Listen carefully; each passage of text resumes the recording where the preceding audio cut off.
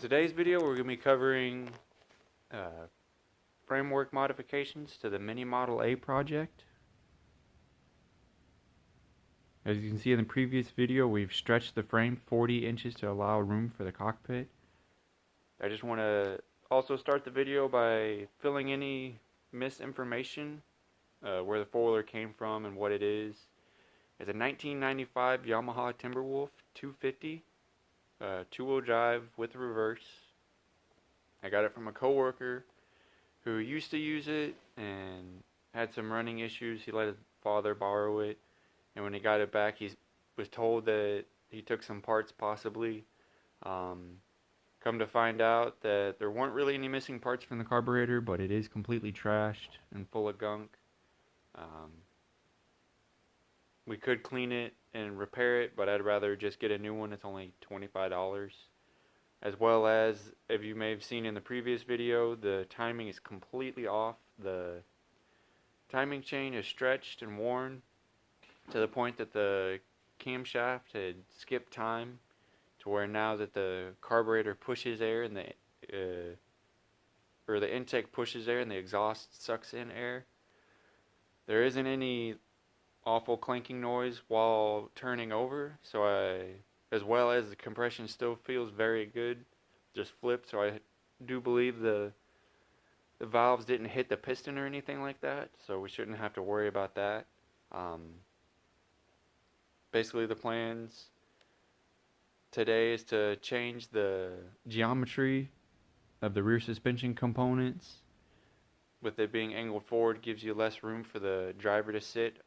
Obviously I want as much comfortability, and pushing that back and angling it straight up should allow for a more comfortable position, as well as being further seated back to allow more leg room. If you saw in the previous video, I don't have a whole lot of leg room. I'm kind of scrunched up, but I'm also a lot taller than the average person. So once we change the framework, should give a little bit more comfortability, as well as just in general, the average person should be more comfortable riding than me. As far as the tires go, these are not permanent. The main plan is to use 4-bolt mini or smaller trailer tires, usually on boats. These are just on here to make it easier to move and roll. The front axle, as well as the steering box, is from a lawnmower, if I didn't mention that before. You can see in the previous video how I adapted the lawnmower hub, or the four-wheeler hubs, onto the lawnmower axle to allow all 4 tires to have the same bolt pattern. Obviously with the trailer tire, it's not the same bolt pattern, but it should be about the same size. We can re-drill the frame hole or the lug holes, so it'll end up working out just fine and still have the look that will more closely fit a Model A Roadster hot rod, which is basically what this is going to become. If you've seen in the previous video, the frame was being held by jack stands when I went to sit on it, just because at the moment there's a lot of flop in play. The good thing is all that play isn't in directly where we added the extension. It's from axle to axle, just meaning that the frame is floppy just from being so thin. Obviously we're not going to leave it like this, but I didn't want to add any bracing yet because I knew we were going to change the rear section of the suspension. Once we get that all oriented the way we want it, we can begin to add more framework and stiffen it up. And once the framework's added, we can continue the drive shaft, so we'll know what room we have to work with and what extra framework we have. The basic plan, now that the U-joint has been added, is to add a carrier bearing and a shaft going directly from this U-joint to this U-joint using part of the other old shaft, and possibly some tubing and some round stock, some cut-off pieces that I have left over from just basically scrap. So The next step is to remove the piece of the electric work for the four-wheeler motor. Originally it's all back here, and of course normally the motor would be right next to it.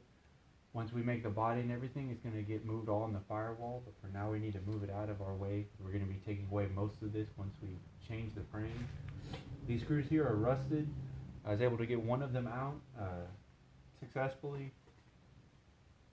A good way to get rusty screws out is to soak them in PB Blaster, which I have. Also, brake fluid works great. It eats away a lot of things. Actually, it's actually pretty corrosive. You don't want it getting on your skin or paint or even concrete.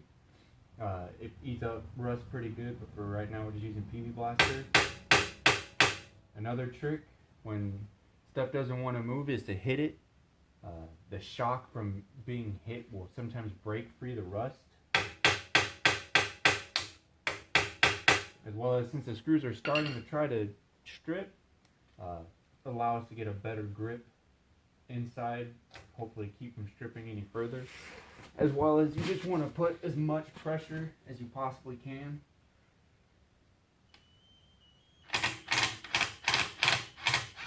And like that. There's one.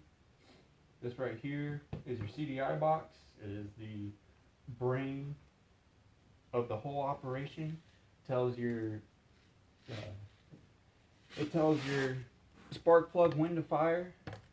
This here is just a common relay.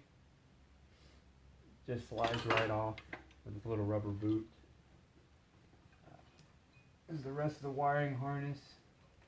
It's kind of dug through here. This part here with the fins, this is your rectifier. What it does, see, I'm using the same trick on this one too. What it does is it takes the thousands of volts that comes from your stator and dumbs it down to 12 so that it doesn't fry everything. Just like that. Got the screws out just fine. They started to strip, but shocking them removed them easier.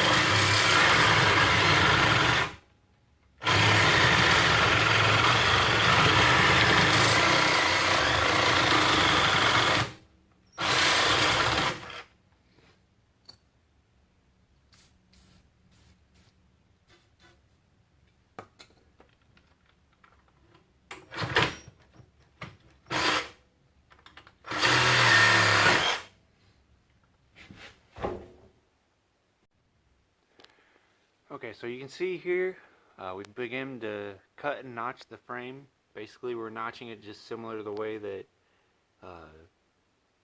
lumberjacks fall trees, where we're cutting that wedge for it to pivot upright. And we measured from the bottom cut up to the top and cut there so that it'll be closer. It probably won't be the exact measurement. We'll probably still have to trim the wedge and at the top, but it'll be closer to where it needs to be, so when we bend it over straight up, it'll closely match. And that's basically the process of what we're doing with this. Once we get it to where we want it to be, we'll just tack it into place. With projects like these that we're not exactly sure if we're going to be happy with everything or if we want to change stuff, it's better just to tack these things so that if there needs to be a change or something like that, it's a lot easier just to cut it and break it and move it.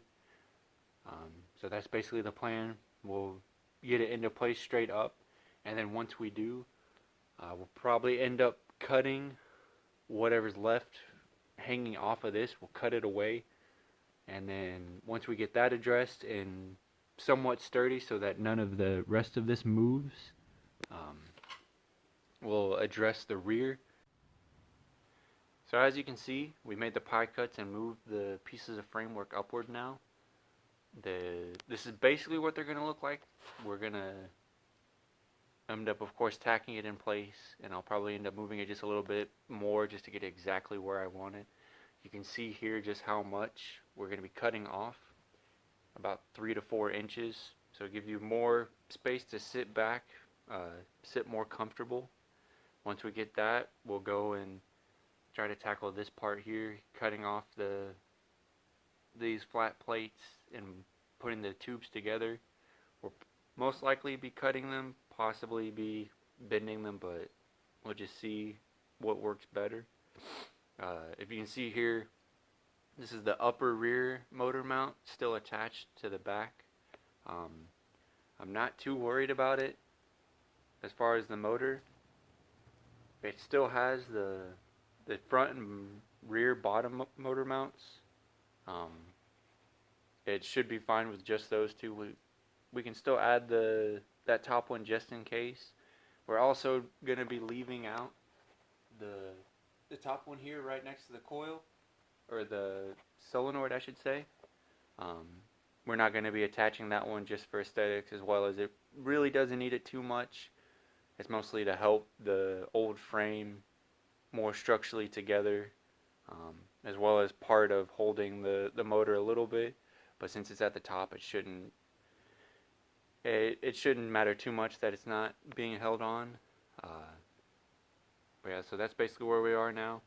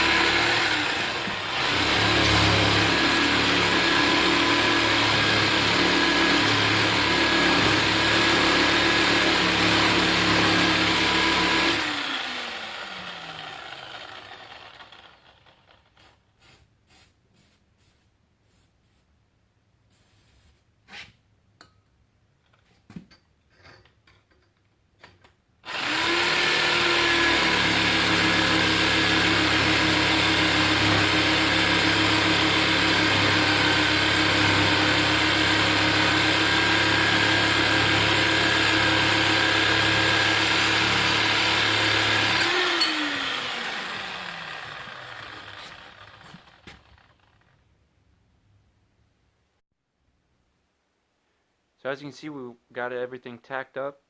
Went ahead and also did the rear. For this side, I was able to just make 2 simple cuts instead of pieing it to get it bent into shape. It wasn't too far off. And then up here, we just cut it at an angle, if we can focus, to better fit that tube, and just tacked it in place. You see, whenever you just need to make slight bends, it doesn't take a whole lot. The width of the blade is usually enough. And then for this side, as you can remember, it was a lot different. It had a lot more complex bends in it. In this section right here, we had to make also 2 cuts, same as the other side, to get it bent away from the inside of the vehicle, is bent towards it instead of being bent this way. So that took care of that. And then down here is a lot more aggressive than the other one. So we did take a pie cut out of it, but ended up just completely removing it to grind on it to get it at a better angle to suit what we needed. And then up here, the same deal as the other side. Ground it down or cut it to make it fit to the right angle, and ground it down to make it fit better. You can see there is a bit of a gap, but it shouldn't be too much of a problem. Should be able to weld it up just fine when the time comes. As you can see, it's a lot cleaner. It looks a lot better. It doesn't have the pipes just going into nothing. We still need to cut that front section off and make that look a little bit cleaner. I'm not sure. I think we might end up removing, at the very least, trimming that top plate where the seat used to mount to. But we may end up completely cutting it off and then just putting a tube across there for support. But yeah, so that's where we're at so far. Looks a lot better, a lot cleaner, and that'll give us the room we need. It's not a whole lot, but every little bit counts. It's already pretty long, as you can tell. It's a lot longer than a four-wheeler, but it will still fit in the bed of a truck with the tailgate down, as long as it's not a short bed. I measured it from wheel hub to wheel hub. I believe it's just above 6 feet. I think it's like 6.5 feet, something like that. So your long beds, you could probably close the tailgate on it just fine, but a regular bed, you'll need the tailgate down, and a small bed, I don't think you could fit it. You probably need a trailer at that point. But yeah, this is what it looks like so far.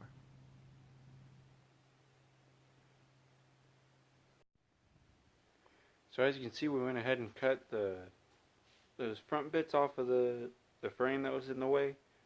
Like I said, I went ahead and decided to leave that part of frame there. We may end up removing it and just putting a tube, but for right now, we'll just leave it as it is. And this is kind of the idea of where everything's going to be, including the steering box and everything. It's not going to be as high. It's probably going to be set a little bit further in the frame. And of course, the steering shaft and everything, we can always trim that if we ever need to, or if it becomes an issue. I plan on this one being different from Bad Temper, where Bad Temper, the steering wheel isn't bolted. It just comes right off to make it easier to get inside. But for this one, probably going to keep it to where the steering wheel stays on at all times, and just make it to where it's more manageable to get inside. This is a basic look. How everything's going to be oriented.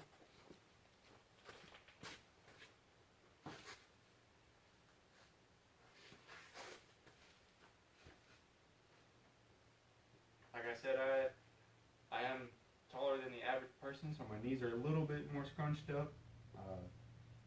So average height person gets in, it'll be a little bit more comfortable.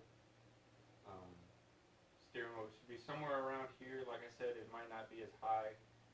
It might be a little bit lower or a little bit more forward or more back. But this is basically what everything's going to be like. So, should turn out pretty good. Like I said, thanks for watching. Stay tuned for the next updates and leave a like and a comment.